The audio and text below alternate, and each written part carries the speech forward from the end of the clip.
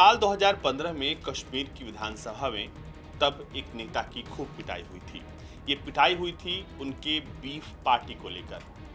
Beef party को लेकर तब वहां पर विधायकों ने जम्मू कश्मीर विधानसभा में एक निर्दलीय विधायक को दम भर पीटा था।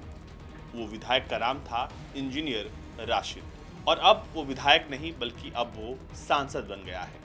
जी हाँ, हम बात कर रहे हैं जम्मू कश्मीर की बारामूला सीट से इस बार जीतने वाले सांसद इंजीनियर राशिद की। इंजीनियर राशिद ने वहां पर नेशनल कॉन्फ्रेंस के बड़े नेता उमर अब्दुल्ला को हरा दिया। 2 लाख से अधिक वोटों से उन्होंने उमर अब्दुल्ला को हराया। लेकिन क्या आप जानते हैं कि वो व्यक्ति जो दिल्ली में तिहाड़ जेल में बंद है, उसने जम्मू कश्मीर की बारामूला सीट को कैसे जीता और कैसे लोगों ने उसके पक्ष में इतने बड़े पैमाने पर वोट किया? कौन है व्यक्ति जिस पर यूएपीए लगा? क्योंकि ये इंजीनियर राशिद वही नेता है जिस पर सबसे पहले देश में कोई आपराधिक मुकदमा और कह लें कि टेरर फंडिंग को लेकर उसकी गिरफ्तारी हुई। वो पहला व्यक्ति इंजीनियर राशिद है। इंजीनियर राशिद के जीतने के बाद उमर अब्दुल्ला ने खुद लिखा कि ये उसे स्वीकारने का समय है। नॉर्थ कश्मीर में जीत के लिए इंजीनियर राशिद को बधाई। मुझे नहीं लगता कि उनकी जीत उन्हें जेल से बाहर ला सकेगी, न ही उत्तरी कश्मीर के लोगों को उनका प्रतिनिधि मिल सकेगा, जो कि उनका अधिकार है। लेकिन वोटर्स ने अपना पक्ष जता दिया और लोकतंत्र में यही मायने रखता है। जिस कैंडिडेट का नाम भी शायद कम लोग जानते हैं, उसने कश्मीर के प्रभावशाली नेता उमर अब्दुल्ला को हरा दिया। नेशनल कॉन्फ्रेंस के बहुत बड़े नेता हैं और सालों से राजनीति करते हैं जम्मू कश्मीर में, लेकिन इन्हें इंजीनियर राशिद ने हरा दिया। इंजीनियर राशिद जहां से चुनाव जीते हैं उत्तरी कश्मीर से, वहां से ये 2 बार एमएलए रह चुके हैं। लेकिन पिछले 5 सालों से वो यूएपीए यानी कि अनलॉफुल एक्टिविटीज प्रिवेंशन एक्ट के चार्ज में तिहाड़ जेल में सजा काट रहे हैं। वैसे राशिद अवामी इत्तेहाद पार्टी के हुआ करते थे, लेकिन इस चुनाव में वो निर्दलीय उम्मीदवार थे। वैसे साल 2019 में आम चुनाव में भी वो इंडिपेंडेंट दावेदार थे, लेकिन नेशनल कॉन्फ्रेंस के मोहम्मद अकबर लोन से तब वो हार गए थे।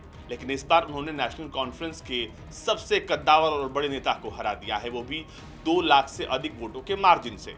साल 2019 में राष्ट्रीय जांच एजेंसियों ने टेरर फंडिंग के मामले में राशिद को गिरफ्तार किया और भारत के इतिहास के वो पहले नेता थे जिन पर आतंकी गतिविधि का आरोप लगा। अब्दुल राशिद तो तिहाड़ में थे, लेकिन जमीन पर उनके लोग उन्हें पहचानते थे और इसका फायदा उन्हें मिला। उनके दोनों बेटे अबरार और असरार ने उनके लिए खूब प्रचार किया और जमकर उनके लिए नारेबाजी की और इसका असर ये हुआ कि उत्तरी कश्मीर में जब वोट पड़ने शुरू हुए तो बड़ी संख्या में वोट पड़े। बेटों ने लगातार रैलियां की, सभाएं की और अपने पिता के पक्ष में वोट करने की अपील की। राशिद ने अपना राजनीतिक करियर साल 2008 में शुरू किया। तब वो एक कंस्ट्रक्शन इंजीनियर के रूप में काम करते थे, नौकरी करते थे। लेकिन इस्तीफा देने के बाद उन्होंने जम्मू कश्मीर में राजनीति शुरू कर दी और महज 17 दिनों के बाद उन्होंने उत्तरी कश्मीर के कुपवाड़ा जिले के हंदवाड़ शहर में लंगेट की निर्वाचन सीट भी जीत ली थी। इंजीनियर का बहुत इस इलाके में नाम था और यही वजह रही कि लोग यहाँ पर इंजीनियर राशिद को अच्छी तरीके से जानते हैं। इंजीनियर राशिद के आने के बाद अब कई तरह के सवाल उठ रहे हैं कि क्या इंजीनियर राशिद पर लगा यूएपीए हट जाएगा या फिर वो जेल से बाहर आएंगे, अपने लोगों का प्रतिनिधित्व करेंगे।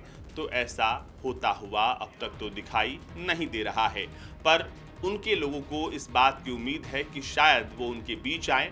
पर लोगों का मूड और मिजाज बारामूला सीट को लेकर क्या है, ये बिल्कुल साफ हो चुका है और इस बात की तस्दीक वहां पर हारने वाले उम्मीदवार नेशनल कॉन्फ्रेंस के उमर अब्दुल्ला ने एक्स पर पोस्ट करके लिख दिया है। लेकिन इंजीनियर राशिद, आपको बता दें कि जम्मू कश्मीर की राजनीति में एक बड़ा नाम बन चुका है और इसका प्रभाव भी आप देख सकते हैं कि दिल्ली से बैठकर कश्मीर में ये सीट जिताने की क्षमता ये नाम रखता है।